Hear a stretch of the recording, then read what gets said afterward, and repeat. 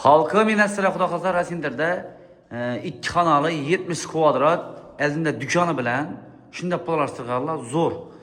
Baxasam şıkkı baxada axırında aytaman. Xorazm Müjay kvartira podpiska okkanlar. Huzur atib beramasa Xudo xolsa berimiz giriş qismimiz. Endi bedan bayna, beriz girish qismimiz bo'ladi. Berimiz bir dalanımız bo'ladi. Beyanımız sağınız yerimiz bo'ladi. Tuvalet, aşağı, banyo içinde. Berimiz aşxonamiz. Yine. Elektrik işleri o'ttiribdi aşxonamiz. Bundan chiqamiz, bu yerda berimiz kattaligini ko'rdingiz axir. Bu yerda bir xonamiz. Bundan tashqari zo'r garderobim bor. Endi adım yakmasa bu yerda bir joy dusab yasasan ham bo'ladi, ikkadan. Ya balalarni yastirib qo'ysangiz bo'ladi. Shuni zo'rdan ber. Endi buni eldan o'tamiz Xudo xolasa.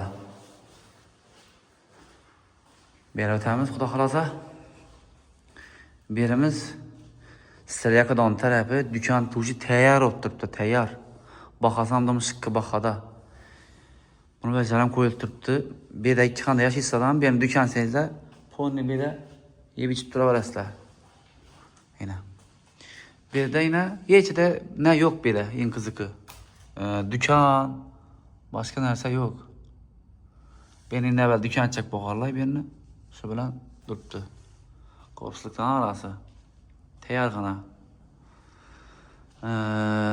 Bunu baxasam aytaman, baxası 6 milyon 200'den yine geliştirib beradi. Lekin podpiska bo'lgan bo'lishlari shart. Nomerlarni pastga qo'yib o'taman hozir. Shunday gaplar ko'rdingizmi? Ham arkasidan gösteraman. Berimiz yana bir xonamiz, dalanimiz hisoblanadi. Berimiz bir xona, ikki xona bo'ldi. Berimiz garderob, berimiz oshxona, berimiz tualet sanuzi. Baxası 6 milyon 200'den dedim. Nomerlarni pastga qo'yaman. Aytib o'taymi ya? 97'lik 608 98 88. Bu mülk egasinin nomeri bu. Bemalol telefon etib, xabarlashib, gelişip üstünde qirqilish bo'laverasizlar. Bu sünnet qirqilish bo'lish.